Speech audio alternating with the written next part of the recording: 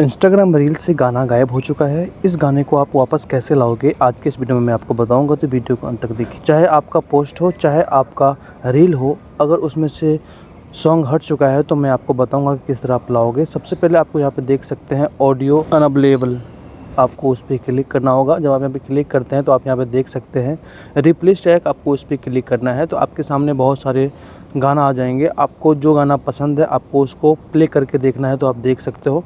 आप यहाँ पे प्ले कर लीजिए। प्ले करने के बाद अगर आपको गाना ये पसंद आए तो आपको गाने पे क्लिक करना होगा। जब यहाँ पे क्लिक करेंगे तो आप यहाँ पे देख सकते हैं एडजस्ट करने का भी ऑप्शन दिया है, तो आप यहाँ पे अपने हिसाब से एडजस्ट कर सकते हैं। सही के टिक पे क्लिक करेंगे तो आपका जो गाना है वो उसमें ऐड हो जाएगा।